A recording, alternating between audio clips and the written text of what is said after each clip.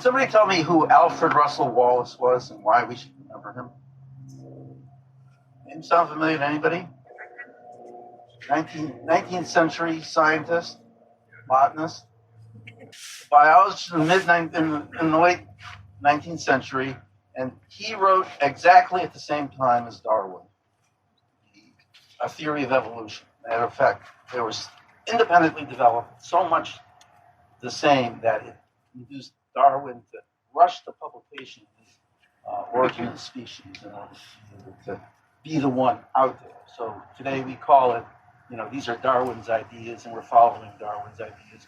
We could, just for an accident of history, be calling these things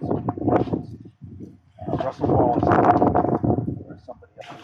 This is a really important notion for us to remember, which is that ideas don't just come from individuals. I don't think there's any idea that I ever had which was all my idea in some way or another.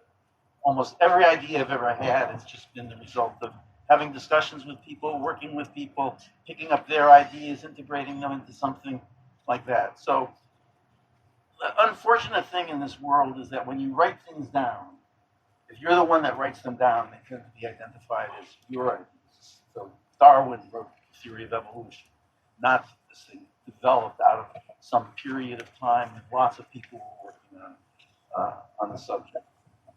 All right.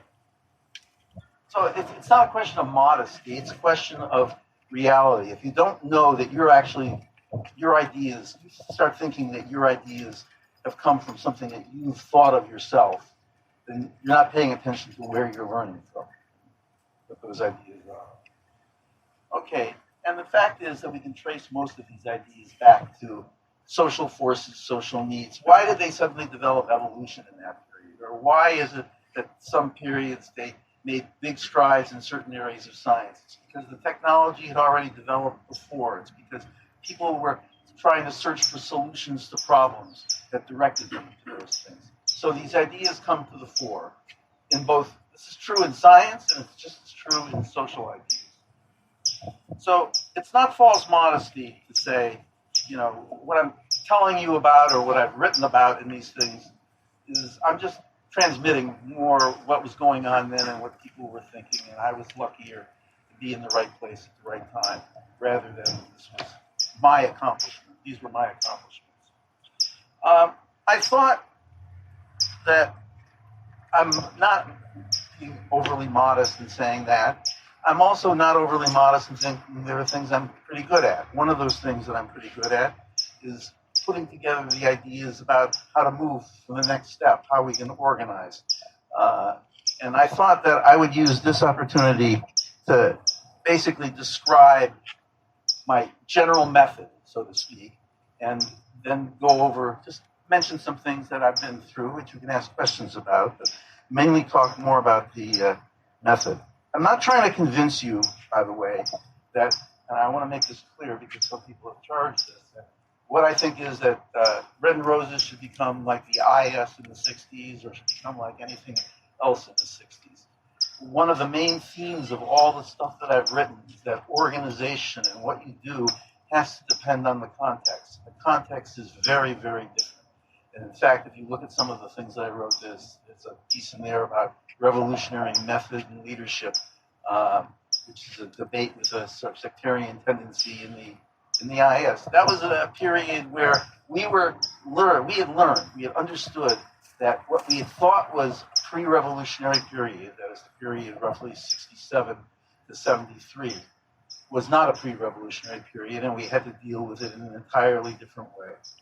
So context means everything, and every idea that I had then and every idea I have now still doesn't make any sense unless you deal with it in the context.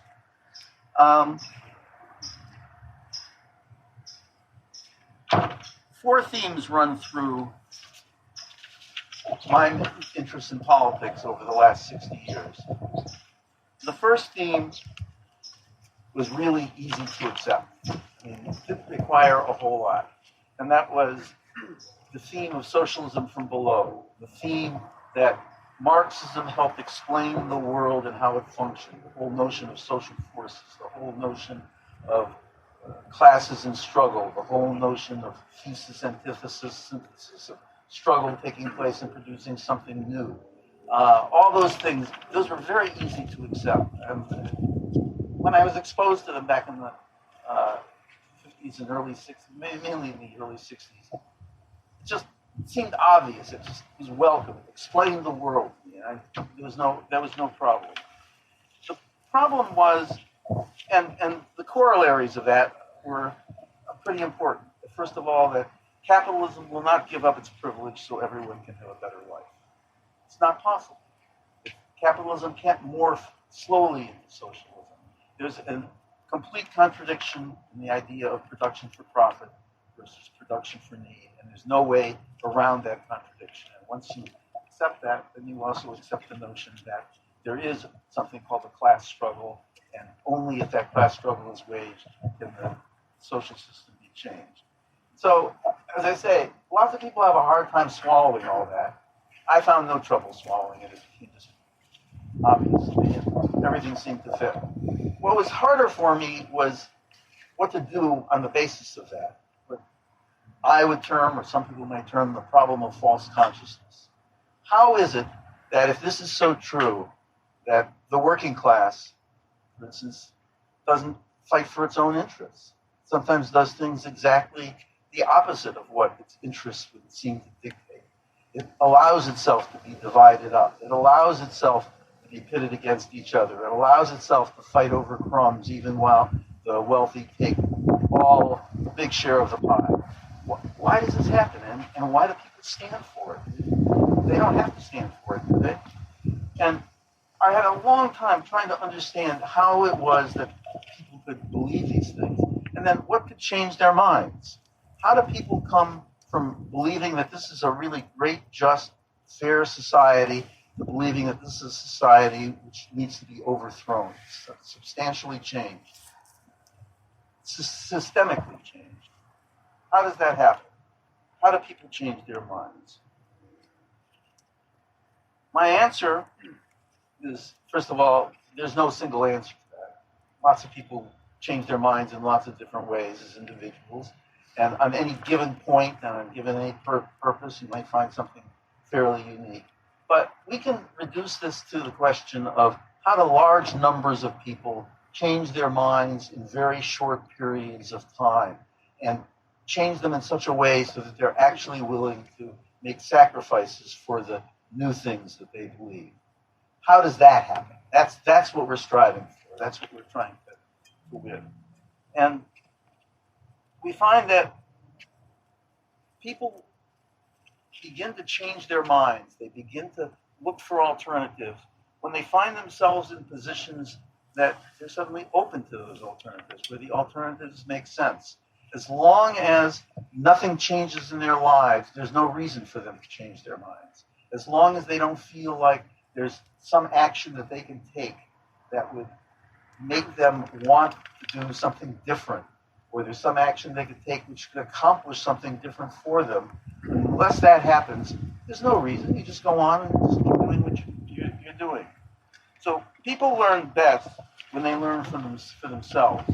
It's the opposite model of our popular education, of what passes for education in this society, which basically treats education as, well, we've got this curriculum, we have this information, this is what we want people to learn. What we do is we try to get them in some way or another to open their mouths and, like birds or something like that, to drop it in like worms, the knowledge in like worms. And the truth is that those of us who've taught know that doesn't really work. I mean, people have frameworks, they have ways of thinking about things. Unless you're relating to how they're thinking about something, dropping your framework on somebody and going through all the A, B, C, D, E's to get to how you came up to this doesn't do much good. So, for people to be open, there has to be some idea of change. Well, what makes it possible for people to change? I've decided that the main thing that makes it possible for people to change is their sense of power. That people basically think they are powerful to do certain things, and it makes sense to do those things. And they're not powerful to do other things. why would you bother fighting, struggling, spending your life trying to change something that you don't have the power to change? It's not possible. It's not possible for there to be socialism. So why bother struggling for it? It's not possible for people to actually work together on this, that, or the other thing. So why bother trying to do that? On and on and on. They have to believe that they have the power to actually accomplish something. So the first thing is to try to identify what power it is that they potentially have that they're not using, if you want people to fight for change. Secondly, once they fight for the change, once they decide that they want change, well, they get into a struggle and develop certain attitudes. You learn who your enemies are. And they weren't who you thought they were. You learn who your friends were. And you find out not who you thought they were. So-called friends turn out to be your enemies, and some of these enemies can be won over. The question is, you have to have some idea of what alternatives are available that will help do that.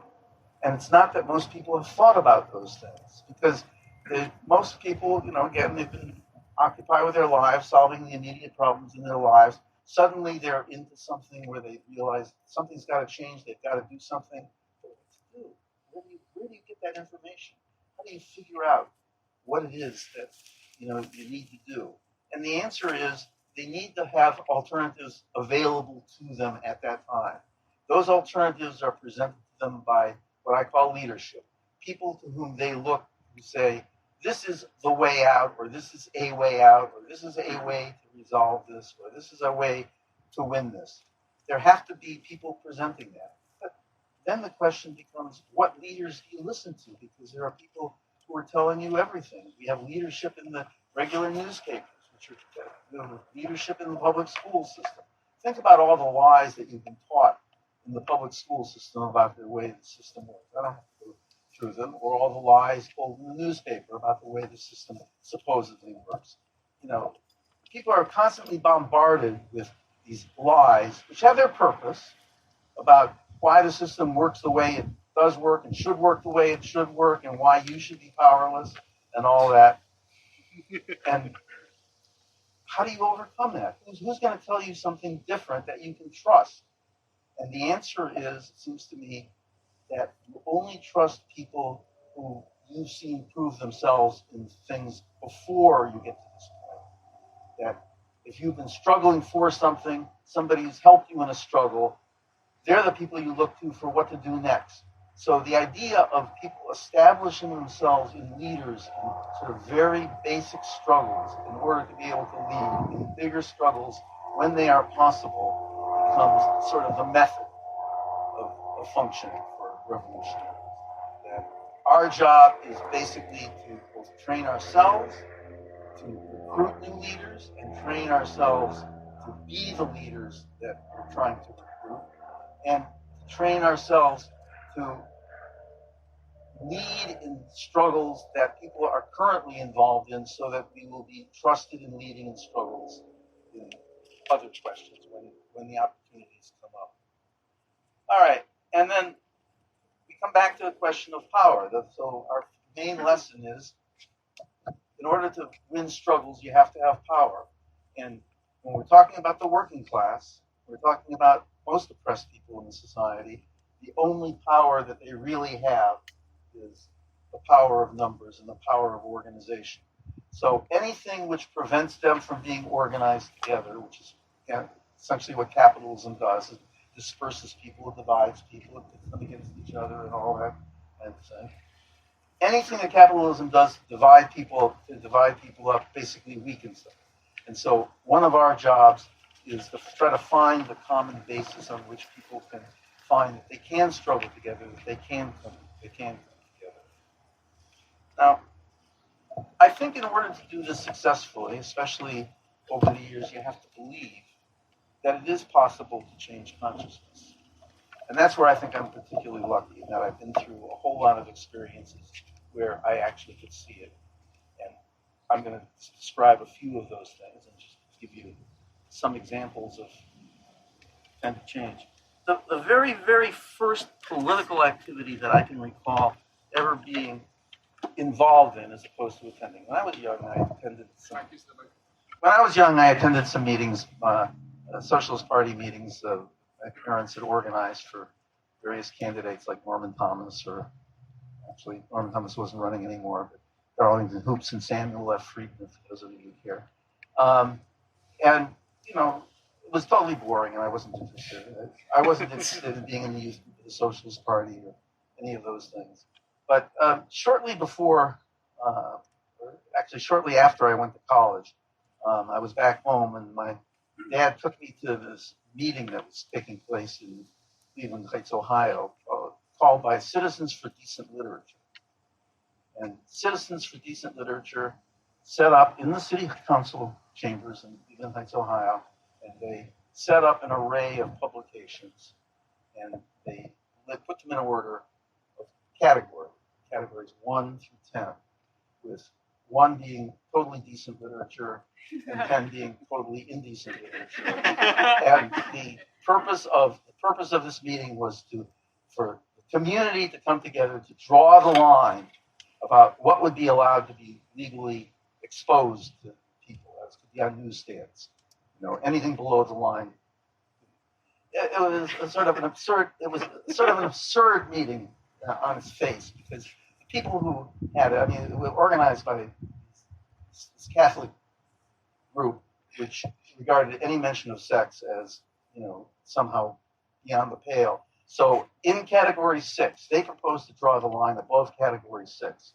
So the first thing that's canceled out there was Reader's Digest, because it had articles.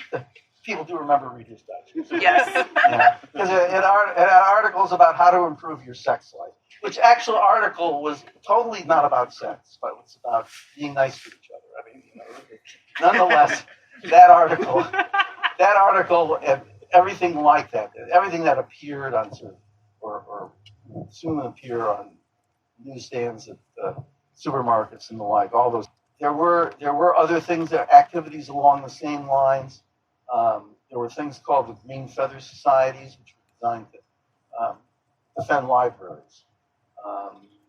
Because the right wing, this is the period of McCarthyism, and one of the things that had to go from the libraries to books like Robin Hood, gave to the rich and gave to the poor. So that was sort of the level of politics. It wasn't exactly mass action. There were a few people that came to the Citizens for Decent Literature meeting, like my father and some of his friends, and we made enough of a stink that they sort of backed off a little bit, and then they decided to elect a committee, and I volunteered for the committee, and they decided I was too young to be on the committee, because I wasn't over 21, and couldn't read this literature, etc. that was the kind of thing that politics was about. This is, try to understand, this is before the next 5 years. In the next 5 years, we had sit-ins, we had freedom rides, and then we ended up in only 5 years later, 5 years after this massive march in Washington, D.C. on civil rights. It was huge. Things that it's hard to tell you how overpowering, seeing so many people fighting together or struggling or marching, even if it's a little bit tepid, it was still really a powerful experience. So I got to see this sort of huge jump in consciousness, just in terms of how the civil rights movement developed. And it didn't just stop with the civil rights movement in '63. What happened is it began to be a movement which went from the South to the North, and in the North it became a mass movement of various kinds, but a leadership of this mass movement. You ended up with things which were at that time called riots, which were actually originally very political in nature, like Watts and Detroit, other places where people had a clear view that they were actually fighting against something. This wasn't just about taking the opportunity to loot. In '64, I went to the University of California. It's not by plan that we would have a free speech movement there, but it turns out that's what we did. It started out at the beginning of the fall of '64 with almost a minuscule fraction of students at the university concerned about this question of where you could actually set up a literature table to recruit to do civil rights activity in Oakland. And as a result of a number of things that happened, including the Oakland Tribune and protesting the use of university facilities to organize campaigns against them, etc., the university initiated disciplinary action against some people that were actually just sitting at literature tables in basically perfectly reasonable places trying to recruit for these things. And again, a very few number of people this rulings affect, very few people got involved. We went from that in a matter of 2 months to this massive thing where 1,000 people marched into a building, sit in the building, knowing that they were going to be arrested and dragged down the stairs. I mean, the lines had already been drawn. I'm not going to go through the whole story of the FSM with you, but this is talking about just a 3-month period. We're talking about from September to November. We're talking about in the short period of time, suddenly thousands of students were actively involved and willing to fight and willing to sacrifice. And I always tell this little story because it's an example of a change of consciousness about how people behave. When we were in Sproul Hall in December, beginning of December, so people march into Sproul Hall. We have control of all the upper floors. They have control of all the entrances. Close them all. So everything has to go in and out by climbing up and down, dropping out a window on a rope, lifting up things on a rope, stuff. And one of the things that we do is we say, okay, we need toilet paper, and that's all we have to do. Or hold up a sign that says toilet paper, and people would run out to the store. We'd come back and we'd have more than enough toilet paper to take care of all people that were in there. It was an important thing. But what was really amazing to me was at some point we said, we need cameras. And we dropped the thing down, and up would come all these expensive cameras. Some without a name on them. People were just understood. They were in some collective struggle. Everything went for everything else. It was a remarkable period. And as I say, we saw how this group of people managed to turn around the entire faculty at the University of California, which is a very hard group to turn around. It did it by its power, by its force, by the fact that it kept doing things consistently, by the fact that it raised the right issues and it made it impossible for the faculty to back off on that. Then we go to the period from roughly 64 to 70. And again, the anti-war movement. At the very beginning, nobody knew what Vietnam was, and then some people knew about that we were waging a war in Vietnam, and it didn't seem just. And people thought, well, maybe we should get out, but it didn't become something that people really fought against until into the mid 60s, where people said, wait, this is now it's about the draft, so we're fighting the draft, but we're also fighting about this imperialist war. And people went from a consciousness that the United States was doing what it was supposed to do as a nation state, this whole belief in sort of we, the United States, nation state, our interests and all that, to the belief that there were actually two sets of interests in the United States. There was the interests of the ruling class, the people who were prosecuting this war and who were insisting that other people both pay for it and fight in it. And there were the people who had no particular interest in that war. And you've got, extreme versions of that from Malcolm X and other people, saying, understanding that this war was not for black people, it's not about black people, it's in no way helpful to black people. And you had, on the other hand, leading people in the black community who were supporting the war. That's a whole other discussion. But thousands of people got mobilized, thousands of people went into the streets, thousands of people braved tear gas, which was sort of a standard response for mass demonstrations at that time. And how did that happen in just a very brief period of time? How did that happen thousands of people who 5 years earlier wouldn't have dreamed of violating a law were now willing to violate the law, block traffic, break windows, etc. Some way, do anything to protest the war. And again, you can just sort of see that happening over a very short period of time. There's no, there's nothing in our current lives that was like that.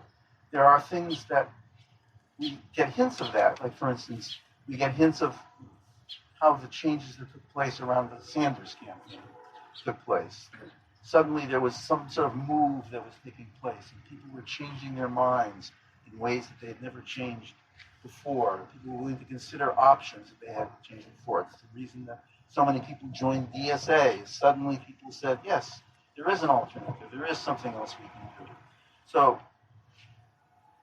we saw that over and over again in the 60s.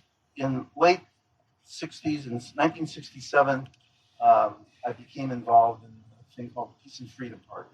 The struggle that took place, just to go back briefly, correct something. I wrote a thing about the liberal response to the Watts riots, which I'm very critical of Martin Luther King, for his responses that he capitulated.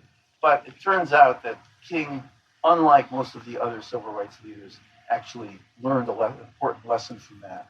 And he began to shift considerably. He shifted his work from the south to the north, to Chicago, to try to build things there. Changed his orientation towards more work with unions. It's the way to move forward. He moved his orientation to being against the war and trying to link the war to the problems in the society rather than just simply avoiding it, as the other civil rights leaders did. And he understood that, he flirted with running for president of the United States, independent ticket with Benjamin Spock. All this stuff was percolating in that period.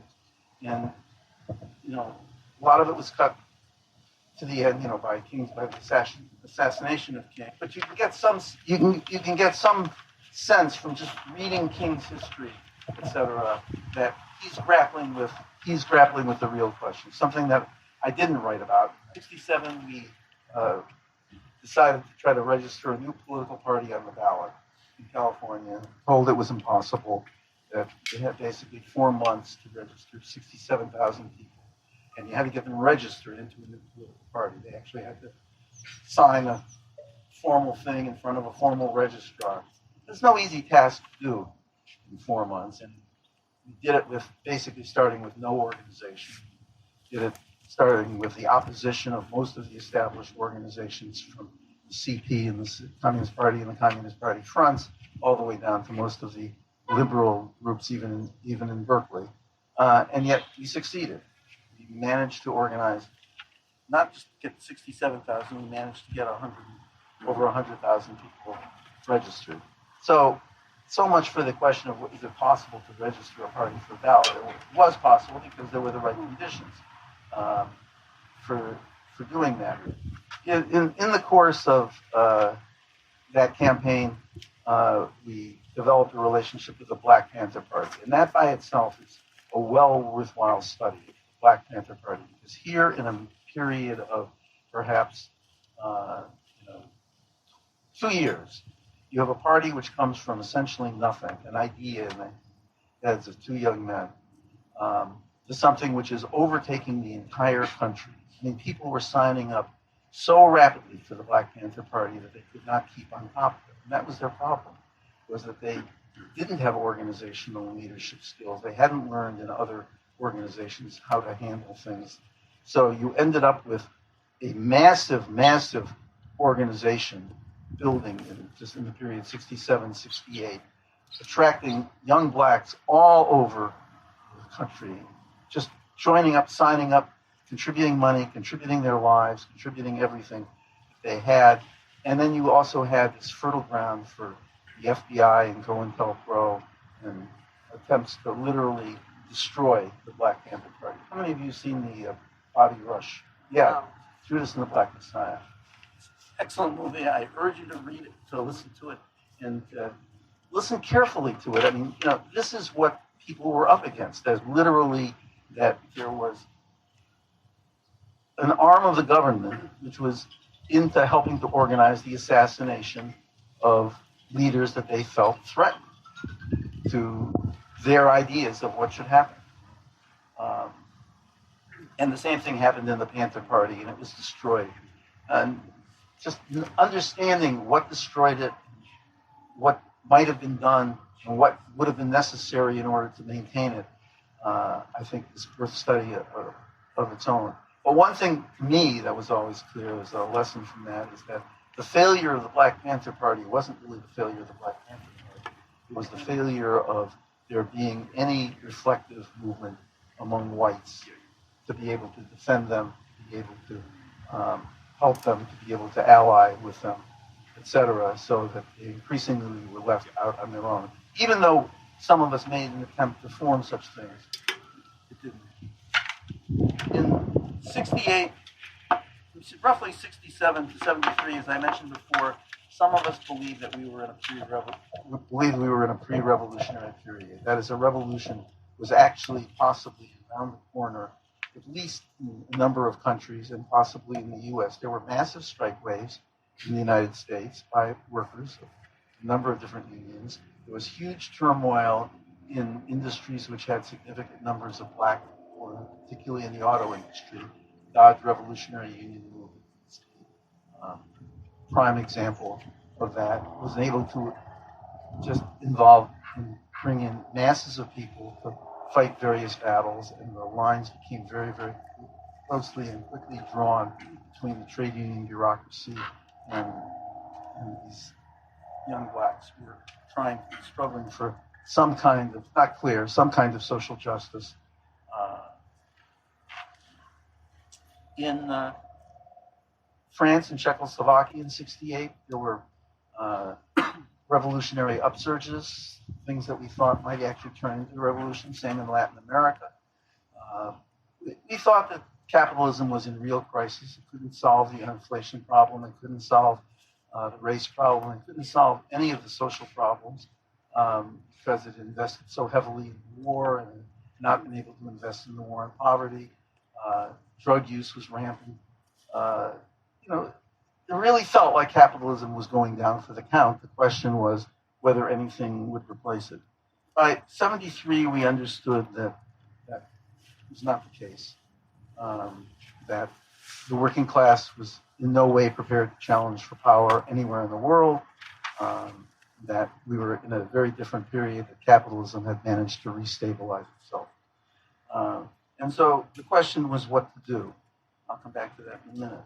And I want to just call attention to that being a pretty rough period, the 90s, 2000s. The sort of first break, I think, really was the Occupy experience in 2012. And suddenly there was this upsurge, which, again, is something for us to study and learn from, and learn why it went nowhere, what the reasons were. And a lot of that has to do with the question of organization. So let me turn to that question of organization. And that power for people depends on them being organized. Most people, none of us have very much individual power. And so the question is how to organize, how you get people to organize, how you get people to see that they have power. And I mentioned that the key to that is that when the situation comes along that moves people to want to think about what to do, want to think about alternatives, there have to be people around who are prepared to help lead in those alternatives. Again, it's not undemocratic, it's perfectly democratic. People get to choose their leaders, which ones they think can help lead them out, and you have to make that case to people to get them to follow you. But leadership isn't undemocratic. Leadership is an essential part of democracy. Namely, the world is incredibly complicated, and none of us operates without relying on other people for leaders. Those of you who drive your car, for instance, your car goes bad, you don't know anything about how to fix it or what to do. What do? and go study automobile repair books and figure out what to do about that? I mean, is that how you deal with that situation? No. You say, well, who can I find that knows something about this that I can trust? Those two elements together. Somebody that's knowledgeable and that I can trust. And again, that comes back to this notion of you establish that trust not at that moment. You have to have had established that trust early on by helping to lead earlier struggles and things that were important to people. That once you do that, that when new situations open up, people will trust you to say, well, this is a possibility, this is what we can do, and make a good case, and it makes sense if you say, sure, yes, absolutely. So that's what leadership's about. But one-person leadership is not very effective itself. I mean, so one person says something, so I say something and somebody trusts me, so what? The thing is that what you need is not just one leader to do something, you need to recruit more leaders to do that. And it means you need to have something to recruit more leaders to. And that leads to this whole question of cadre organization, and why an organization which organizes people who want to be leaders of the mission, who think that they can lead these areas, and helps train them to be able to do that. It doesn't happen automatically. People don't become good leaders just simply because they then emerge. It's usually because they're part of a collective group of people who come together, develop good ideas, together put them forward so that other people see that there are lots of people presenting these ideas, that present these ideas in what I would call a disciplined way that is clear cut. This is the message we're trying to get across way, and that kind of approach.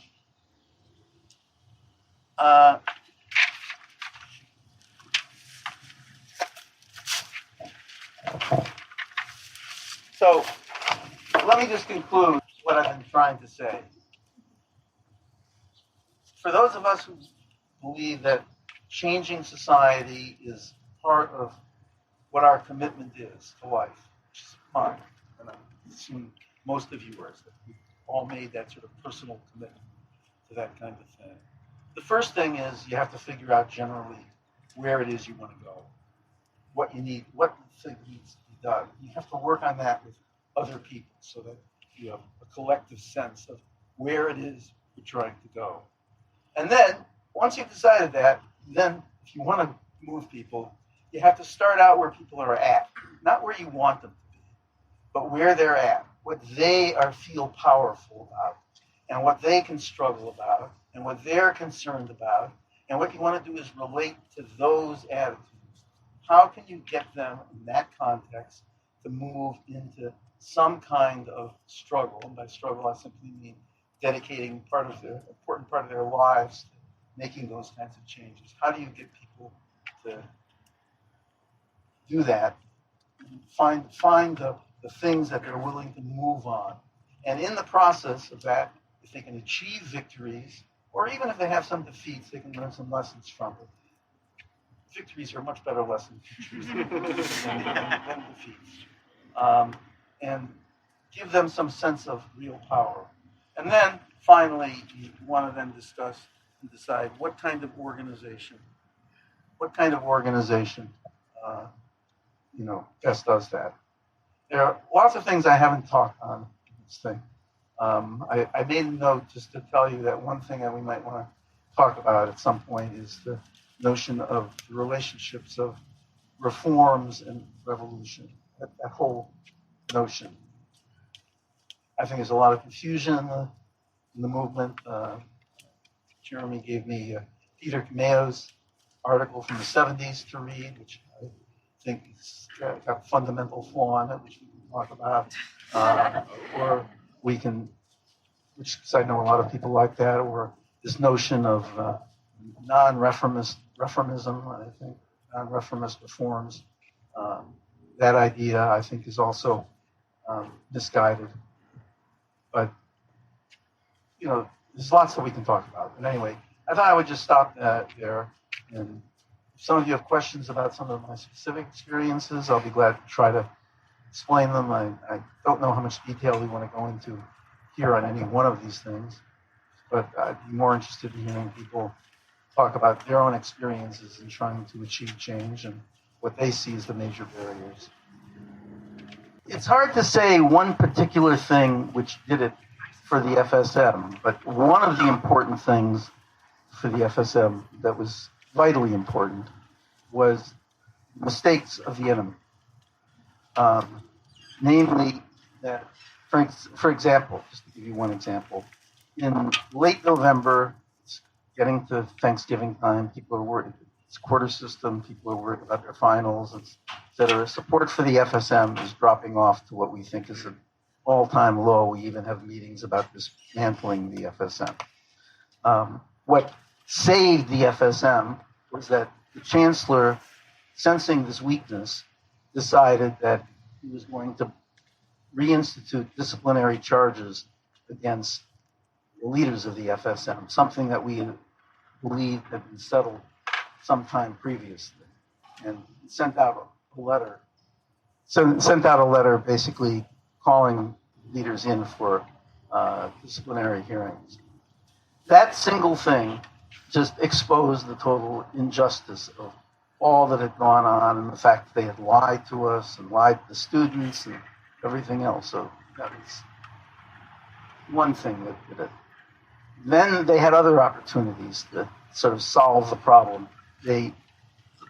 Clark Kerr, the leader of the university, and these weren't stupid people. These were good liberals, and they knew that you had to make liberal appeals. So they called for a campus community to meet at the Greek Theater in early December, and where they set it up, they controlled the meeting. Clark Kerr would speak. The chairman, one of the chairmen of the faculty committee, Scalapino, would speak. They would explain about how they were offering all this reasonable stuff, and this was about saving the university, and we need a university that doesn't deal with threats, like student strikes and sit-ins, et cetera, but reasons together and all that. They go through this whole long thing, and this is now in front of, how many people?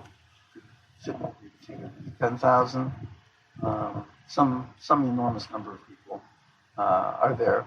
And just imagine this scene. So at the end of the scene, they finish their meeting. Mario Savio gets up and he goes up to the stage just to announce that there's going to be another noontime rally at Sproul Steps. And he goes up to the podium, puts his hands on his podium as he's wont to do, and takes a moment to sort of think about what he's going to say, which is what he usually does. And suddenly, two cops come running up from behind. One grabs him in a chokehold.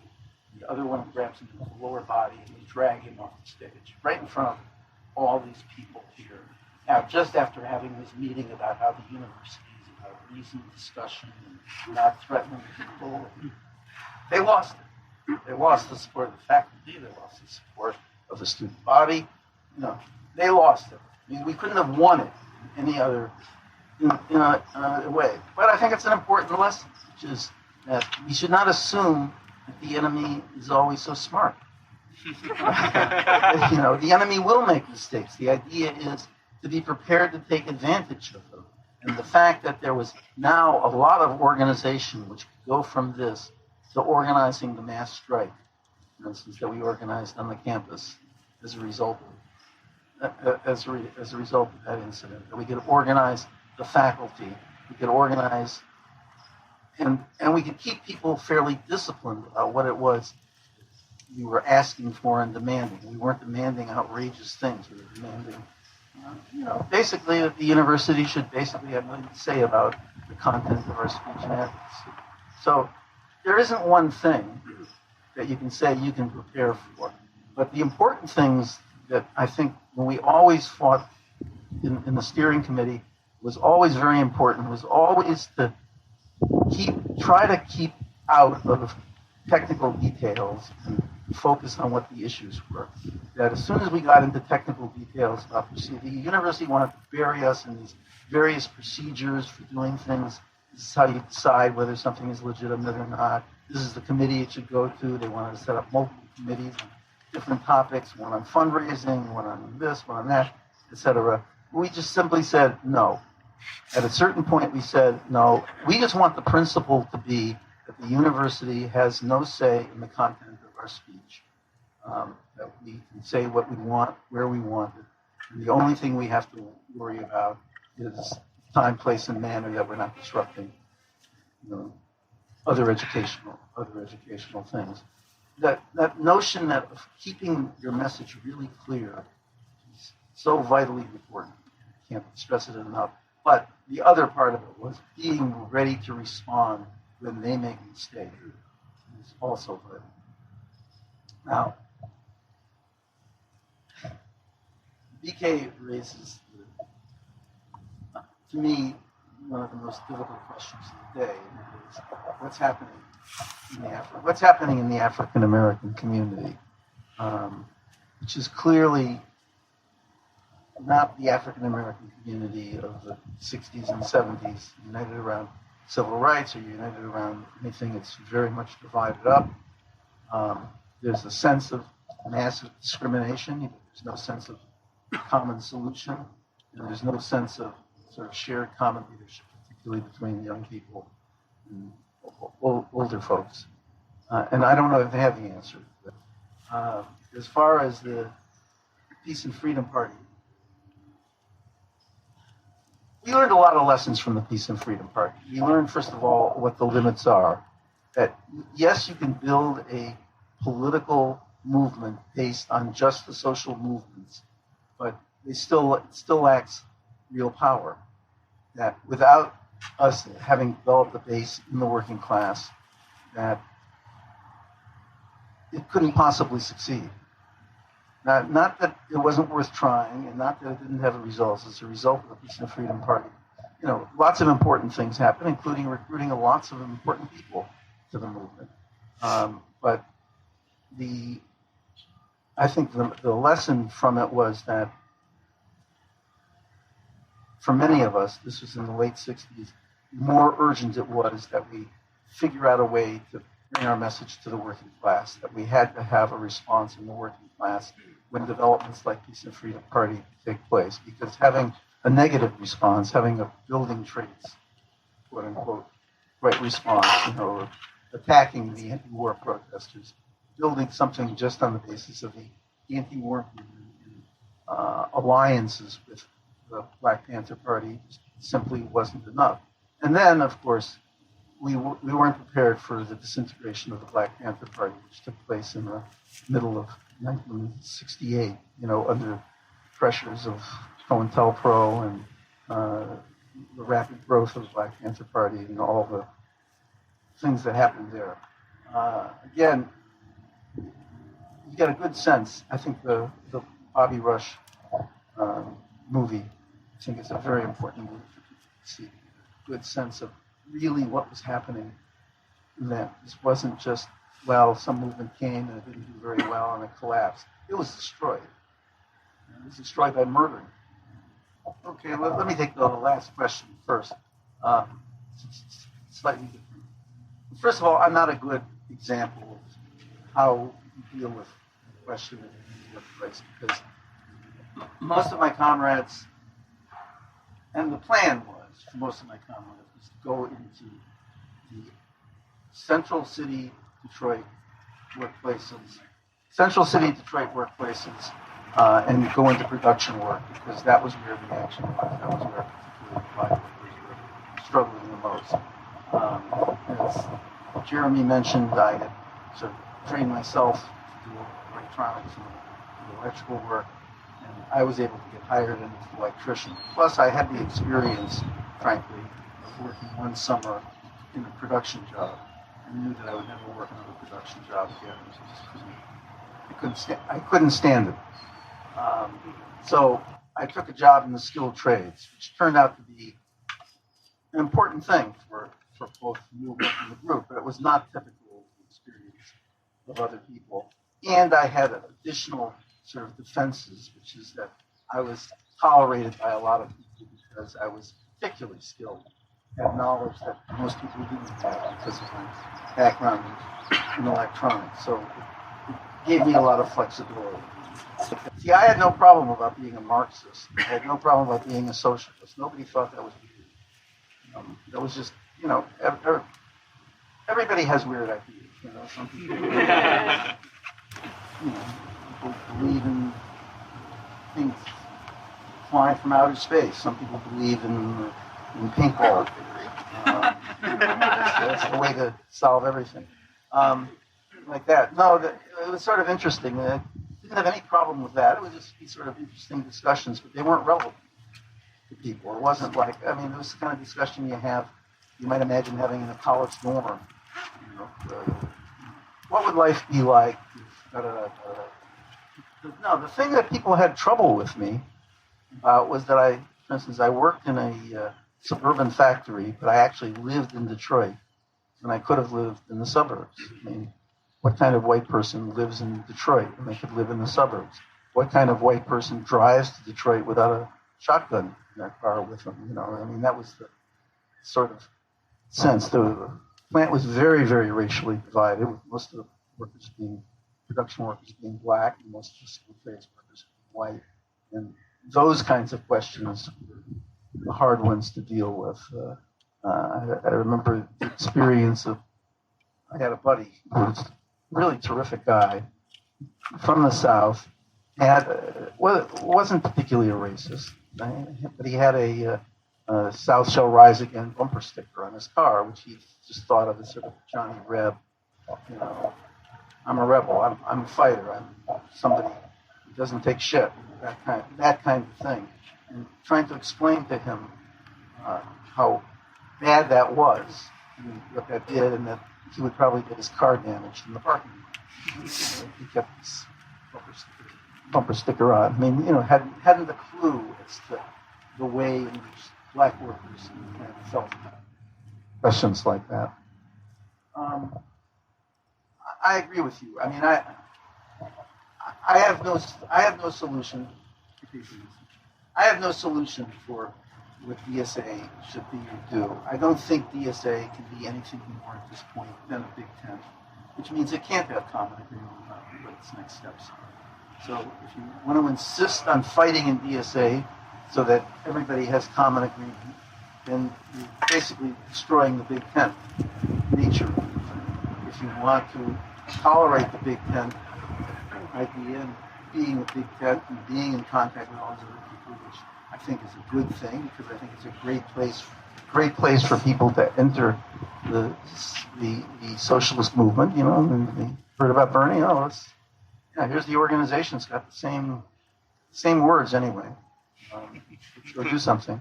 I think that's great, but you shouldn't then impose on it the idea that it can also serve as a sort of organization of the cadre, of a narrower group of people who are sort of trying to decide what the perspectives are. Think about what is in DSA. You have people who are 100% in line with the Democratic Party. 100%. There are people in DSA who are 100% in line with the leadership of the Teamsters Union as it exists now, not as it's being challenged. It's a swamp, and that's not a bad thing.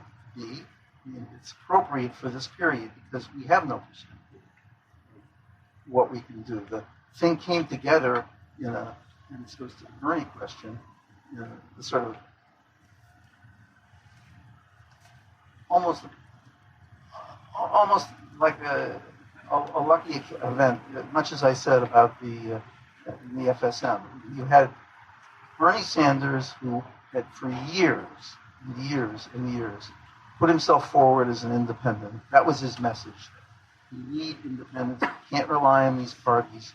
The problem with his message was that he sort of diverted it mostly it's about electing good people as opposed to building a political party that other people can join. But nonetheless, and he stayed, those of you who followed Bernie, even though he sort of stayed out of the Vermont Progressive Party as it developed. There may be good reason for it, but I doubt it.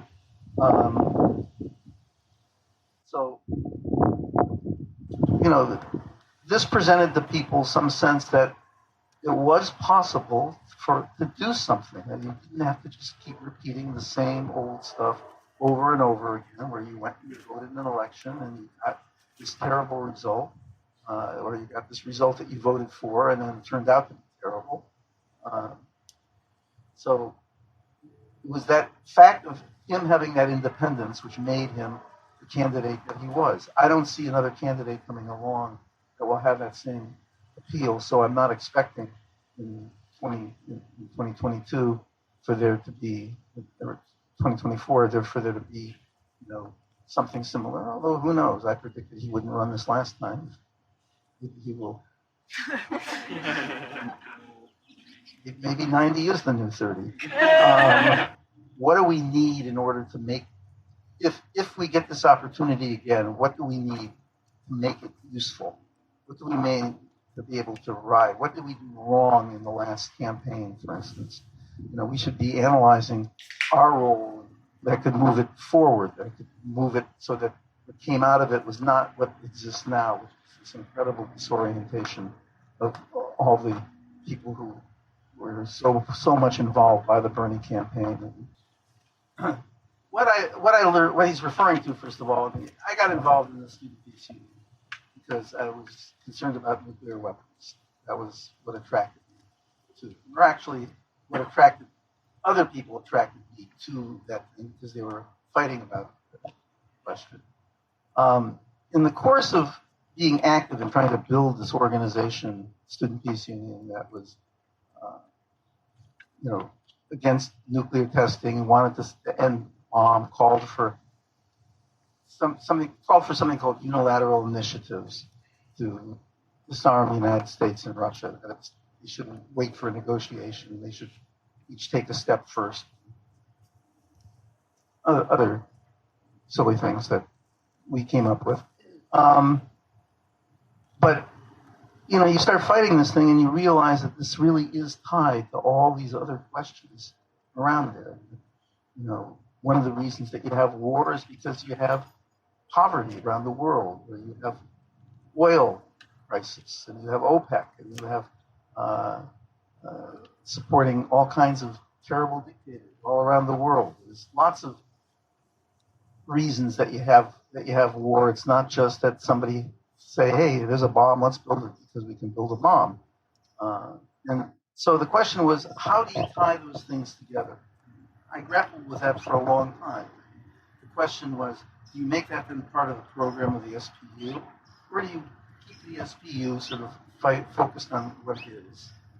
And it's fighting for, and people who are aligned in that, and included people who came from a variety of different sources. So people who were pacifists, and came from a pacifist point of view, various religious tendencies where war was just simply wrong and people were willing to fight for it, or fight against it. And at the same time, there's this pressure on you. Well, why don't you take up the question of Vietnam, or why don't you take up the question of foreign aid to Latin America, or why don't you take up this question or that question? And what we came up with in that period was that, again, this notion that if you're going to organize, you have to organize where people are at. I mean, the question wasn't whether you should or shouldn't take on these other issues. It was whether the people who were organized around your base were ready to go to those issues or not. This is one of the areas where so totally disagree with Peter Camejo. Peter Camejo, those of you, how many have read that article? A lot of you, so I'm not speaking. Okay. I mean, Peter Camejo basically says, look, there's basically three ways you can approach this question. Number one, you can be a liberal, and you can say, well, the only thing that really counts is convincing people in power what's good, something like that. Then you can be what he calls the ultra left, which is the only thing you can do is try to threaten the people who are in power by threatening to blow up bombs or threatening to break windows or something like that. That is, neither of those two have an orientation towards building actual mass action against the war. They all are about influencing these elites in one way or the other. The problem with Cameo's notion of the single issue, his answer to that is that, well, the anti-war movement he fought for was right. It was a single, try to restrict things to a single issue, and the groups that didn't keep it to a single issue, they became irrelevant. The point is that there's no sense of consciousness changing. There's no sense that the people who get involved in the struggle around this single issue can grow and can move and want to move on to something else organically as a result of it, not arbitrarily tied to something else. So, for example, the position of the SWP and Peter Cameo was that people in the anti-war movement could not, should not get involved in the Peace and Freedom Party, because the Peace and Freedom Party was an attempt to bring these issues together in some way. Not, it shouldn't continue in the Peace and Freedom Party never said you should continue, the anti-war, single issue anti-war activity, but that this was a place that people could be brought together. And they were very much threatened by that because that wasn't their model. Their model was they keep this anti-war group as it is, and then if people develop politically in the anti-war movement, they recruit them to the SWP. And that was the only place, basically, only place really that people could get more. There was no sense that movements themselves have dynamics, and that we want to encourage that dynamic, people drawing the conclusions from their struggles and expanding on their struggles rather than telling them, no, as soon as you expand it, you're going to destroy the struggle. It's a hard road to follow, but they had crazy politics. I mean, for them, for instance, it was all right for there to be a black political party and a Chicano political party, but there could not be an anti-war political party.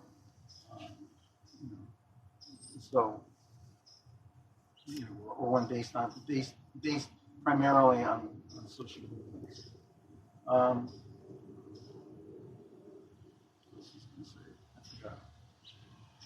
The relationship between this and then the socialist organization.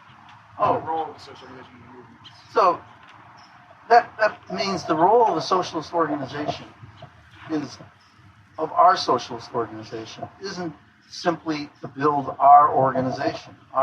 Remember, everything I've said up to now has got very little to do with what BSA or what Red and Roses actually does as an organization, except to say that we're sort of training ourselves to be leaders in struggles that are more massive than the ones that we're currently in. We shouldn't be looking to just change politics by growing BSA by accretion, because it won't happen. It will just be a bigger swamp. And I don't use that. I use that term carefully, but it's not meant to be totally negative. It's meant to be an appropriate formation for what we have today, which is we don't have a program, we don't have a plan. There's no clear place for everybody to go. People are going to be dealing at different levels. The working class is not in motion. We take the working class in motion to sort of bring people together and see the common interest for a socialist organization. When that happens, when there's a working class upsurge in this country, you can be sure that something like BSA will begin to converge on a set of ideas to try to lead that. But without that there, we're going to be at the influence of all these different movements that are going on. I had a hard time trying to figure out what was the appropriate thing for the group that I didn't know who was coming. And so I really have two purposes in mind here. One is to let you know what's happening in Richmond, enough that some of you will consider, if you're looking for a place to live there. It's still the cheapest place in the Bay Area. And it's also got a center of political activity, which is an opportunity that most people don't get because it's more developed than most things you happen to fall into. And then I also want to explain the political approach that we have in Richmond, which I think if you read the article that I wrote in the call after the last election, I made a comment at the very end, which I'll read the last paragraph of, But the reason for the lack of DSA involvement is mainly political. DSA members in general have little sense or understanding of working in broader organizations, with the possible exception of unions. When DSA members think about electoral action, they think in terms of DSA campaigns, running DSA candidates or supporting a candidate with a separate DSA organized effort. A significant part of DSA, if not the majority, believe that DSA should determine support for a candidate based on whether the candidate is a socialist, rather than whether the campaign brings working class people into independently organized struggle. It's a fundamental difference in political approach that deserves more discussion. So, with that introduction, understanding that I'm trying to get at a sort of a different approach than we're used to for instance, in the Bernie Sanders campaign, we decided to run independent expenditure, but it was, a DSA. We didn't join the Sanders campaign. In other campaigns, we think of ourselves mainly as running them, like we mainly ran the Javanka campaign for both the state assembly and for transit. And those are good campaigns.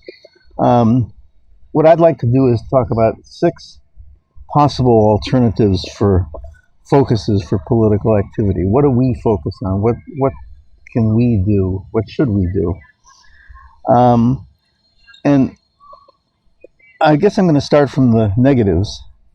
When we talk about local politics, we need to be consciously aware at all times of the incredible limits with local politics. The dangers of local politics is that they tend to push you in the direction of what I would call sewer socialism, that is, of thinking that the only things that count are the things that you can actually handle or do at the local level, which turn out to be not very much. I don't have to go through all of the details with you and almost everything that we ever struggle for. Housing, there's no money for housing at the local level. The police, a good part of the police issues are determined statewide by laws that are put in place. We certainly can't do things like Medicare for all on a local level. We can't deal with homelessness on a local level. I mean, I can go on and on about all the things we can't possibly do at a local level. And then you say, well, what's the point? What's the point? And there are a lot of people in DSA who agree with that point and say, well, that's why we shouldn't bother with local politics. We should stay out of it. When you talk about state and federal politics, you're able to raise these issues. It can be part of your program. It makes sense for a candidate for Congress to talk about the Green New Deal. It's not so clear how a candidate for local office actually implements the Green New Deal. I mean, there are things, we're discovering in Richmond as we try to find them. But the conclusion they draw is that therefore we shouldn't waste our time with local politics, that we should only do federal or state politics. Now, so we can raise all those issues. These are examples of a policy-oriented approach, which I think also has its own dangers. The danger here is that we underestimate what it is that capitalism can absorb and what it has good barriers against. So when we're struggling for the Green New Deal nationally, or for any Medicare for all, or any of these kinds of things, one of the conclusions we quickly come to is that we don't have the power to be able to get these things. I mean, they're good things. Technically, Congress could vote for these. Technically, state legislature could vote for these things, but that's not where the real power is in a society. And so just electing somebody to office, means we've got a tribune, we've got somebody who can publicize an idea and publicize a bunch of ideas, but we don't have in there somebody who's actually some force that's able to move things, at least nowhere near there. And the question is, how do we get that kind of force? The danger in that focus, this national focus, is that we tend to conflate a bunch of what I consider social democratic programs, all these things I mentioned, Green New Deal, Medicare for all, and the like, are all possible in some sense under capitalism or have been adapted in countries under capitalism. And so you put all these programs together, and it basically results in a sort of a combination of a sort of social democratic program attached to a very electoral orientation, which tends to pick the lesser evil from among the Democrats in order to pursue it, because they're ones that are closer to adopting these or giving these lip service. So, alternative two, there's this question of focusing on the national conflicts. You know, there's a place for it, but it also has a lot of disadvantages. An alternative focus number three would be rebuilding the labor movement and spending our time doing that. Now, that's one that I spent most of my life doing, and that's one I prefer to do. But you don't always have the opportunity to do what you most want to do. One of the whole things about our politics, I think, is that we believe that successful political activities depend on a combination of both planning on the one hand and being able to take advantage of opportunities that present themselves that aren't planned. And we somehow have to do both of those things. Alternative focus four is we could spend our time building DSA and building educational activities. Why DSA comes to mind, educational programs, educational materials. The fact of having a DSA is a very important way to present the ideas of socialism out there. It's no question but that we're more effective at getting that message across to people and making it a word common in the language, because we have an organization, even if the organization isn't very effective at doing what we needed to do. Then the fifth alternative area, I would say, is focus on building specific social justice efforts like Black Lives Matter or rent control, or there's lots of things that come to mind here. And then the sixth is building the political power of social justice movements. Now notice I separated those two things out. One is building individual social justice movements, and the other is building political power of social justice movements in general. And that's basically what the RPA is about.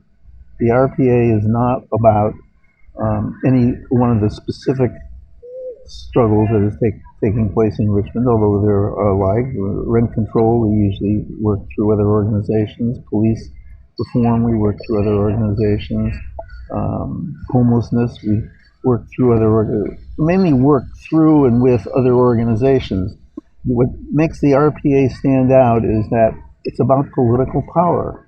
And you'd think, well, that shouldn't be a big deal. Why? But it is. It's actually the number one issue in Richmond about whether a group should have political power. And the answer, of course, from the opposition is no, the RPA shouldn't have political power. The same people who have no problem about having a majority of Democrats on a council meeting, in a council, oh no, you can't have a majority of RPA members in the council because that's not representing all the people. That's only representing a narrow group of people who believe in certain things. Well, what's wrong with that in society? Isn't that what we're trying to create? Is elected representatives who actually are responsible to the people that they vote for, who carry out what they put in place, etc. So that becomes the issue. And for those of you who sort of might doubt that, I just urge you to listen to any city council meeting, and you'll find that almost anybody who speaks at the council meeting against something that the RPA might support, speak against the RPA. They don't speak against the content of the issue. It's almost all gone, or it's very rare.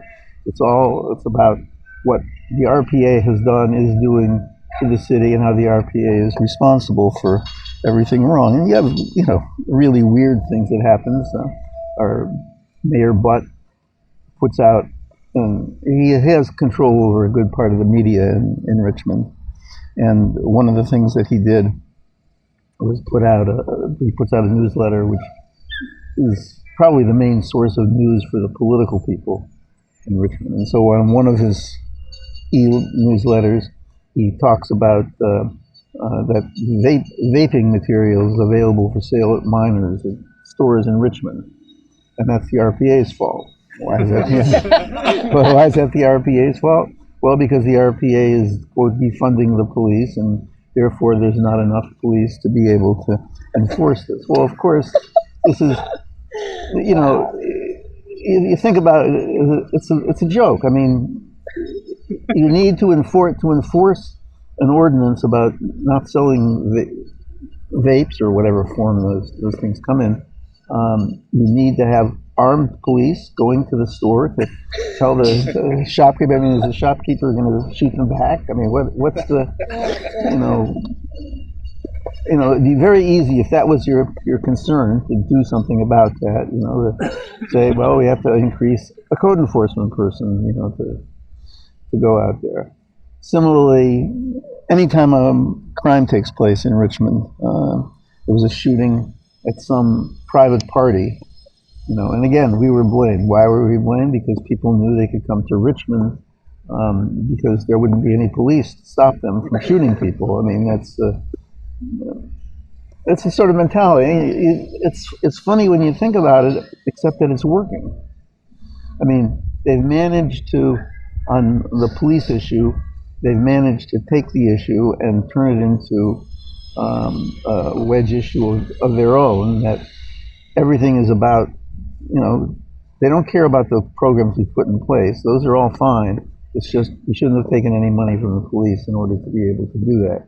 And the truth of the matter is we took so little from the police that because of increases in pay that are automatic and increases in pension plans which are automatic, the police are actually slightly better funded this year than they were last year, even though there were cuts in the police budget.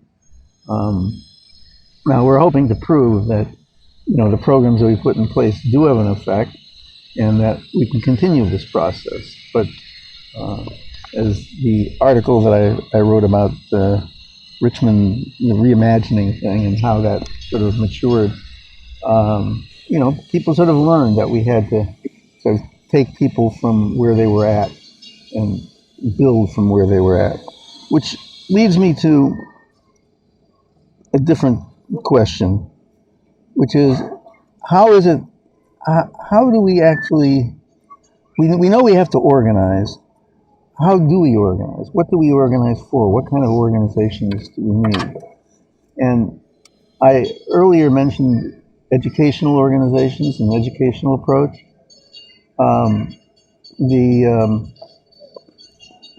Clearly, one way to do that is just put out those ideas. And there are going to be people who that works for.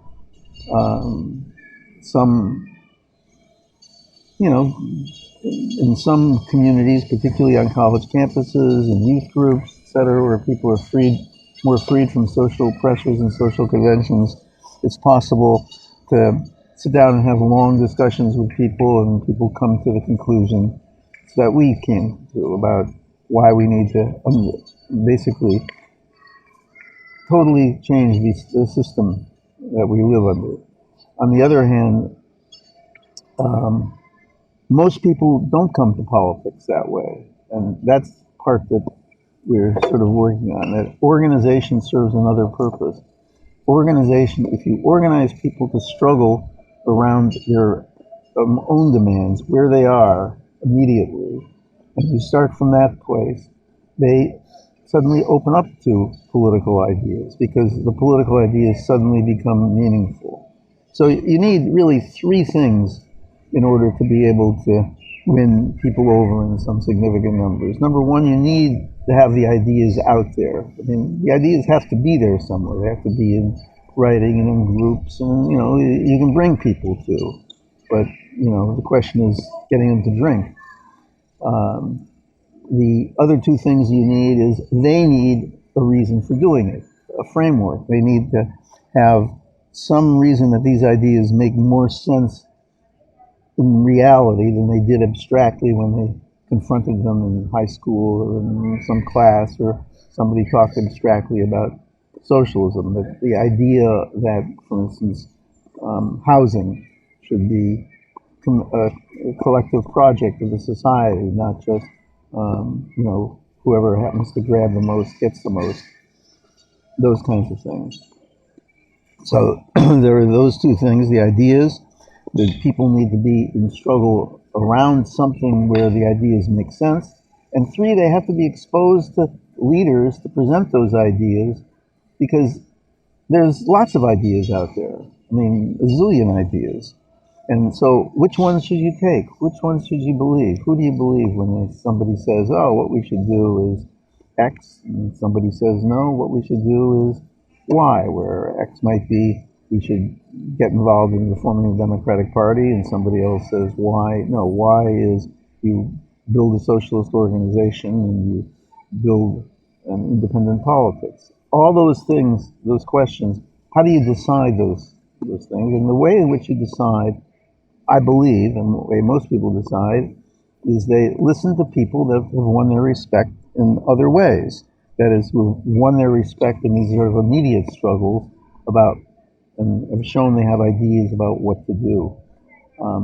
That's essentially what the RPA is. It's an organization which conceives of itself as providing a political power for the social justice movements. And at the same time, many of us in there perceive it as the group which sort of pushes these struggles so that people draw the logical conclusions from these struggles about what has to be done in society. So we're facing a really tough election campaign coming up in this year. It's going to be incredibly tough because we took on a lot, and particularly the police issue is going to be a big problem for us. The police issue, as it's turning out, is what I call a wedge issue in an election. That it's an issue which is going to make a lot of people decide their position in the election. And the way it's working out in Richmond, I believe, is that it's becoming a wedge issue for the opposition, in the sense that it's the opposition that's being mobilized by the issue. And the people who sort of agree with us, they're not motivated to do that. I mean, again, most people aren't homeless. They're glad that we're doing something about the homeless. Most people aren't, the subject of murder or violent crimes. Okay, most people think in terms of, when they think in terms of the police, they still think in terms of, their own individual safety and whether there's somebody that they can call if they need something done. And when you take that away, you say, you're not going to have somebody to call if you get in trouble, since you've been, grown up and lived with the police. Those are the people who are mainly concerned, and so the issue mobilizes them. It doesn't mobilize our people.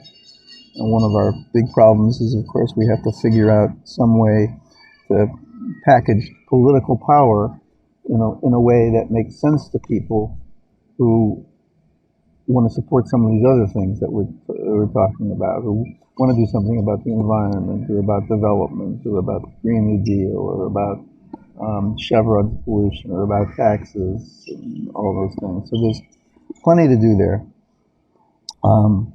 What I offer you in terms of the RPA is basically, there are people who are very serious about politics and, open to these ideas, haven't been exposed very much to them, partly because there is no DSA sort of functioning in Richmond, in the RPA, and that would be very, very valuable.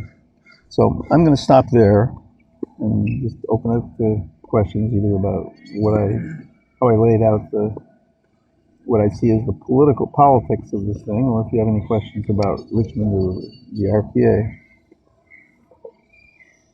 Anybody considering moving?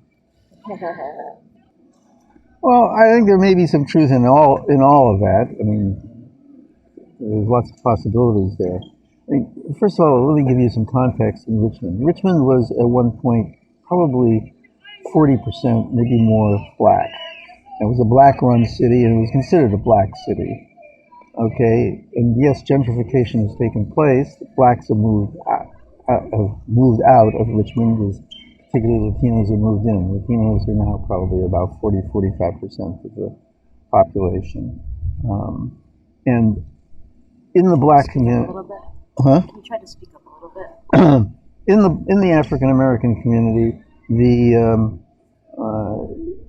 there's a sort of a sense of loss, and it's been promoted in various ways and various people, and it's a line that's being run on the RPA. I don't understand what the criticism about bike lanes. The biggest biking groups in Richmond are black dominated. Rich City Rides. It's not like bike. I haven't heard of bikes being a racial issue. They're an issue between drivers and people who go over the Richmond-San Rafael Bridge, that's to be sure. And there's nobody who drives over that bridge in the morning rush hour that doesn't hate bikers. But, well, one lane, I mean, it backs way up, and that's one lane is reserved for bikes. So that's real, and there is some. But all those things are partly true.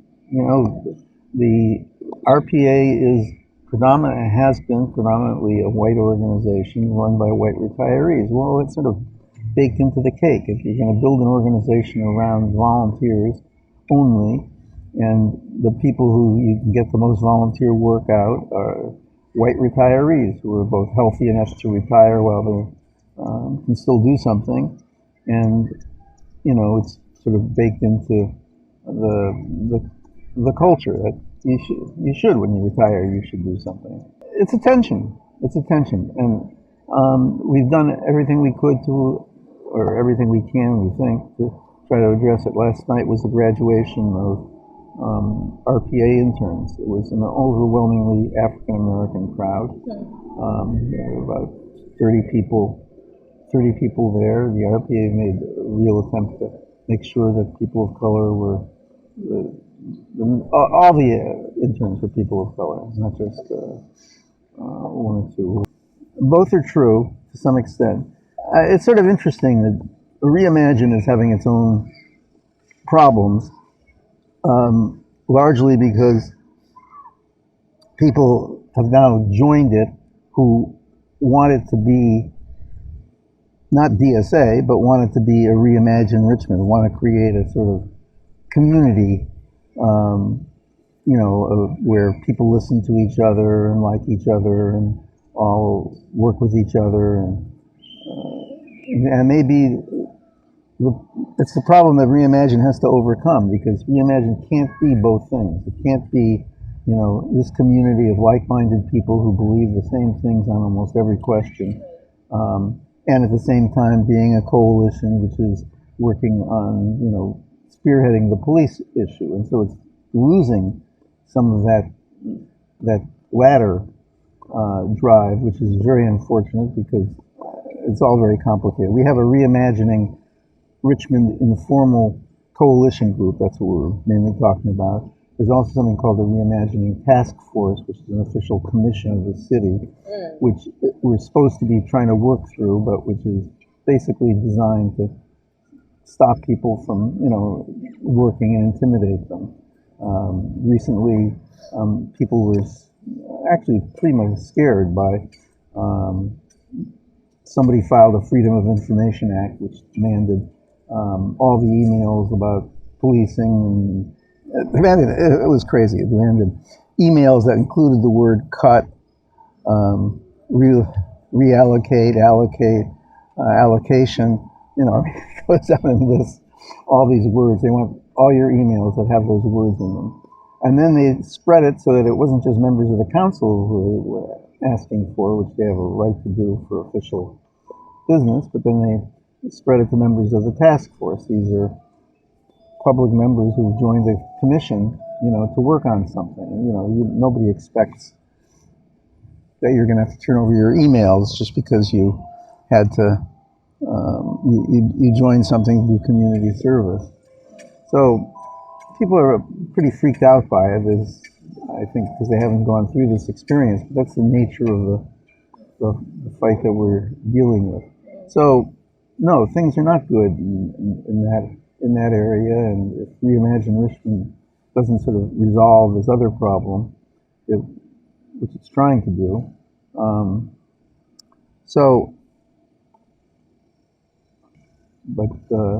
you know, everything that we've done has been to try to protect renters in Richmond and prevent them from pushing them out, even to the extent of not paying enough attention to working class homeowners, in my judgment.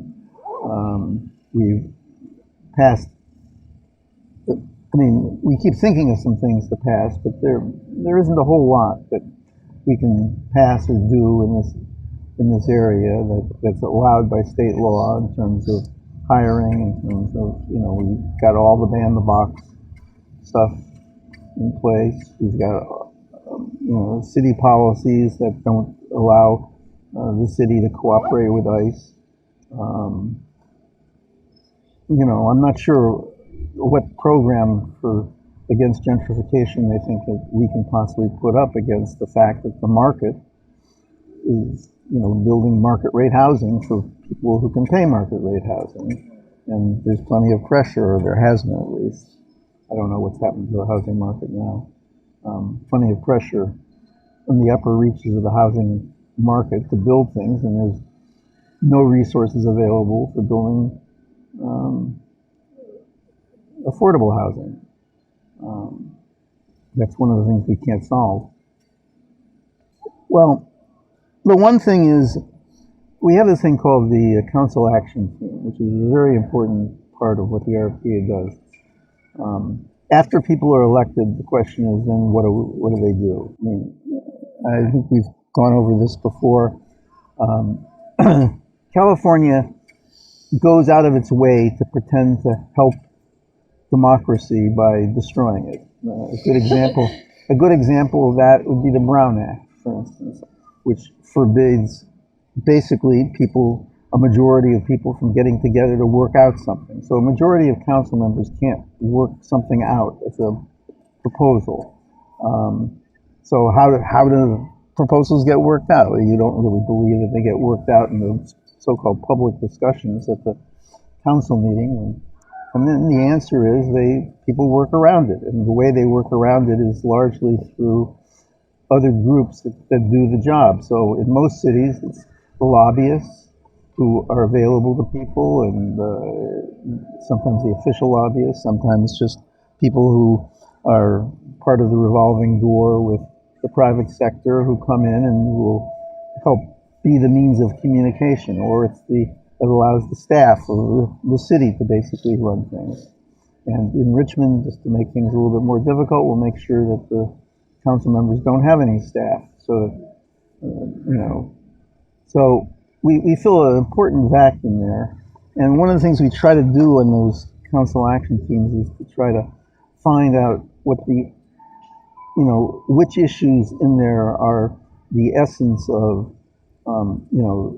basically serving the marginalized communities and helping things along. And so they constantly come up, we constantly come up against a brick wall. Like, I don't know, are sideshows a big issue in Oakland?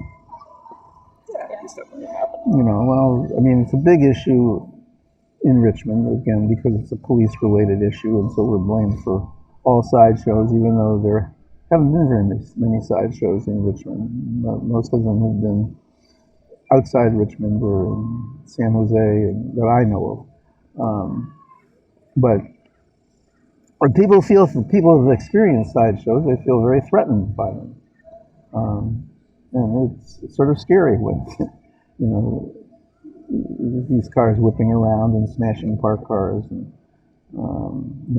people getting injured and the like. And so you have to answer that.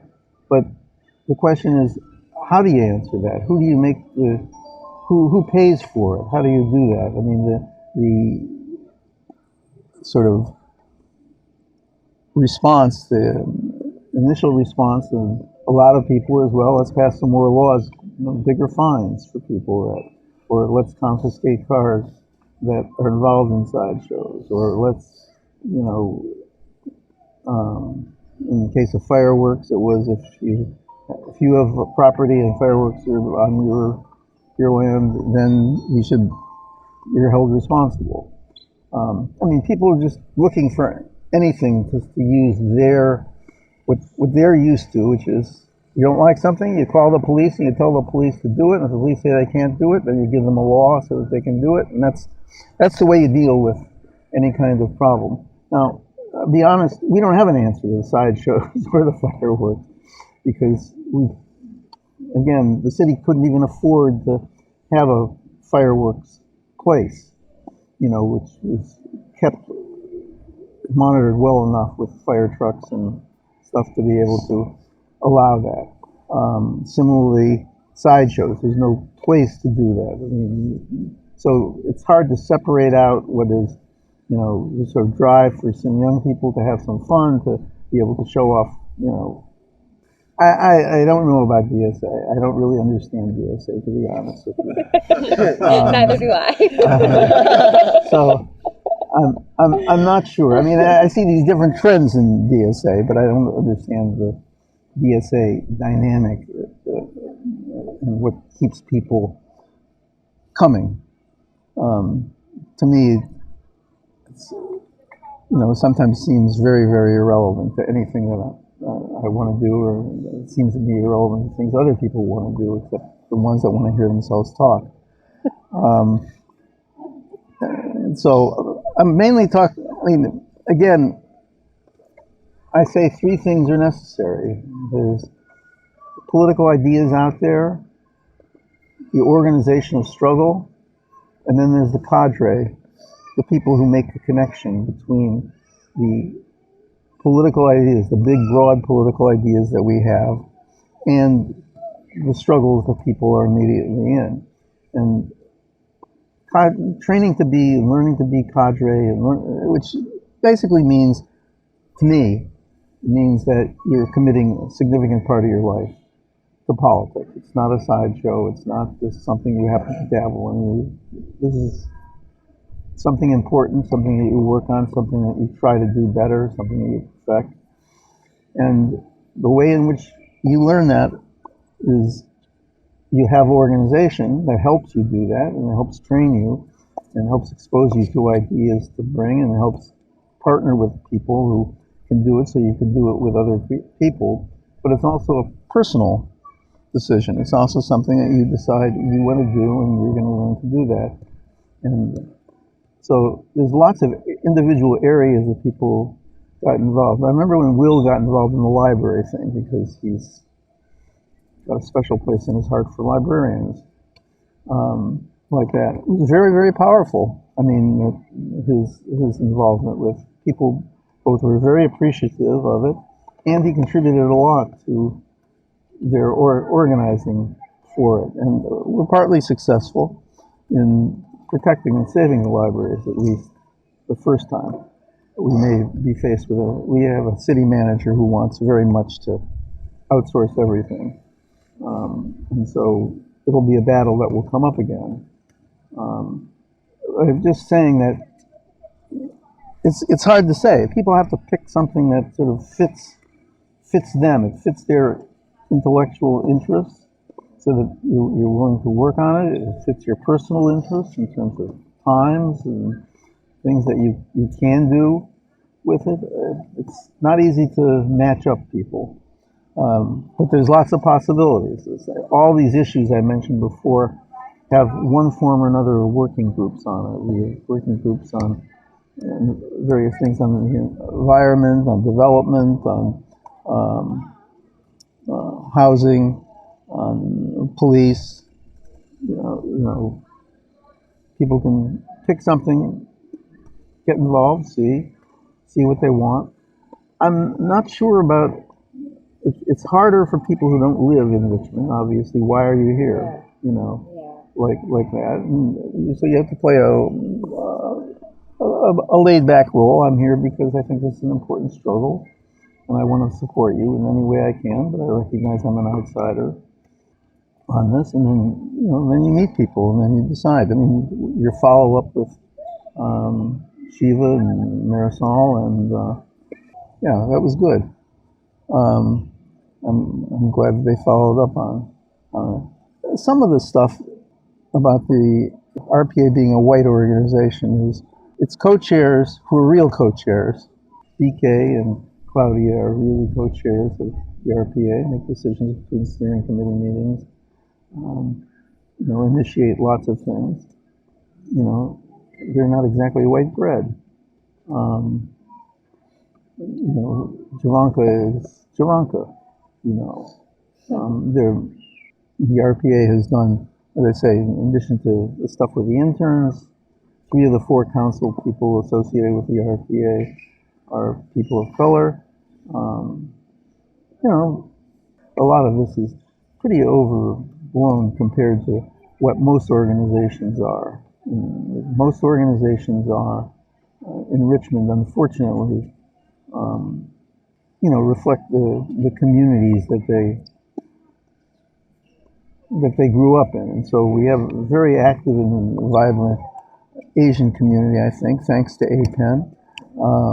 And I think the Latino community is very unorganized and very, very conservative at the top leadership. And at the bottom is sort of demobilized because it's got such a high proportion of undocumented immigrants. And then there's the remainder of the very strong black organizations that were basically organized through the churches that existed for, a long time. The problem is that, those are all an older generation. I mean, young people don't seem to be getting interested. Now there may be a battle that'll come up with and attempt to retake the local NAACP, which may open some of this up. And Richmond Revolution people who were basically is a group of high school students who graduated together and with some teachers at Richmond High, are sort of another force to contend with. The problem with them is that to the extent to which they're oriented towards rebuilding or increasing black representation is both the extent to which there develops tensions with the Latino community and also a tendency for them to adopt any black candidate that comes along. And so we've got this Demlis Johnson who the Richmond City Council consists of 4 people associated with the RPA, Demlis Johnson, and then Nat Bates and Tom Buck, the last 2 being worthless at this point. And Demlis is sort of known among people as Halfway Johnson. Halfway Johnson, somebody who can try to find a middle ground between the RPA and end up voting for us most of the time, but with us most of the time, but says enough to separate himself off from. Well, the question is, what can we do? Is there something we can do at a city level that sort of fits in? I mean, I don't know. Is there?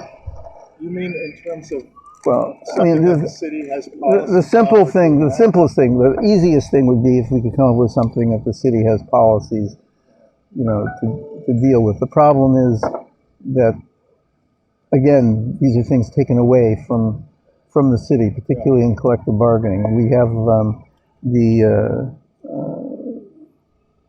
HelloFresh struggle going on. You're familiar with that? You know, a warehouse, 900 people, which is being organized by Unite here. I think has potential. I mean, they've got their 500 signatures already, and apparently, they say. They say. I mean, I don't have direct contact with them. Terrific. I mean, the question is what can, you know, there's obviously strike support work when people go out on picket lines and do things. So we can pass resolutions at the city council giving moral support. We don't, I mean, but there's often, that's the thing, there's often little tiny things that you can grab onto which do give you political power. For example, with Chevron, the only real power the city has over Chevron is its ability to approve permits, building permits. So as long as Chevron has nothing big on its plate, it doesn't really care. But when Chevron has something big on its plate, it does care. Now some big tax issues are coming up with Chevron. The utility users tax, which we negotiated back in 2010, expires. And there's also the Measure U. We passed the gross receipts tax, and there's a question of where Chevron fit into all that. So obviously, Chevron's going to be very concerned in this next election. It's going to intervene, no question about it, to try to intervene behind the scenes. So we've got that. Now, I haven't pulled any threads on the HelloFresh thing. I don't know what it needs in terms of the city. I don't know what it needs in terms of delivery. I mean, there are probably some threads that we could pull that could just periodically give support to workers. This could be a focus for workers to come and make their case, and at the same time, you know, do some things which let HelloFresh know that it's, you know, the city is going to do what it can against them. I asked somebody to check. I don't know if anybody has checked whether the city has any contracts for anything with HelloFresh. You know, for some kind of catering. So that's something we should look for. Again, with the transit, it's really difficult in Richmond because Richmond is a spread out city, much more so than Oakland. So it's hard to, and it doesn't have a center where you're getting people from to. It's more cross traffic in the town, except for people who are leaving town on there. But that would be the thing to do, is to try to pull some threads and find out if there's something that we can do, because we can do those. We can come up, and one of the things that Javanka did first, which sort of got her attention with SEIU, this is years and years ago, was having somebody testify at the BART hearings about why it is that the BART workers should get a raise. And, you know, it's a sort of surprise. It was when somebody comes in that's, you know, sort of from a different area, it has an impact, even though it's not directly changing things. They don't have power, but, you know, all these struggles require recognition, and they require some sense that support is building. And it's hard to give a general rule for specific campaigns, but the best we can do, as I say, is we pull the threads and see what we can push forward on that as a way of publicizing that. When is this campaign starting? Yeah, I mean, at the very least, I'm not saying this is what the fallback position should be, but, you know, at the very least, there can be just some general resolution of support for it, which is just a way of popularizing the issue. I mean, it's not, you know, people pay attention to it. People are sympathetic to the question of hazardous pay. So it might very well be just one step, and it might reveal some other possibilities. Nothing pops into my mind. Yeah, one thing, Johanna reminds me that the RPA publishes periodically a newspaper, which it mails to every resident in Richmond. It's one of the few sources of news on that. It's sort of, we have to move to getting some more issues out on that, and this would be good issues to cover as a way of promoting these ideas. I mean, again, it's a different political climate than most people are used to, just because the combination of the news desert that exists there, the role of the mayor, the role of the city council, it's unique. Somebody just apparently designated Richmond the most diversified city in the country. I don't know what base that is, but every once in a while somebody pays attention to what's going on. And it's true. I mean, it is really a very diverse community, and can be very exciting and has tremendous potential. It'd be great. I mean, technical skills are always needed on these things, particularly social media skills. And that's something that the RPA has some of, but doesn't have enough of, partly because of age and partly because just general interest. The people who happen to be involved. But yeah, anyone. We have these little teams that do things. Some of them are small, 6, 7 people. Some of them are bigger. But getting the word out and preparing this stuff would be really, really helpful if people were willing to do that. It's not particularly crossing the line, but it's not particularly. I mean, there's a Richmond-centric notion to them. I mean, one of our big issues on the police review stuff is, the extent to which we involve some people who aren't currently residents of RPA. So it's always a sort of a sensitive question. It would be much better if some of you worked with somebody in RPA, to write the article, and it could be co-signed by the 2 of you or 3 of you or whatever. And there are 2 things. There's the newsletter that is occasionally mailed to everyone in Richmond, but the RPA also has an internal newsletter, right? That's just for RPA members. Is that Yes. correct? So there's those 2 different opportunities to reach different audiences. We're trying to do that now bi-monthly, not having too much out. So yeah, that would be great. I mean, if you start working with, you'll find that most of the people are, as you've experienced with Claudia and others, they're not shy of working with people outside. They know we need people outside. It's not, but there's some sensitivity in Richmond on the question. And I'd say the best way to handle that would be to offer to work with somebody to teach them how to do it or to co-do something with them.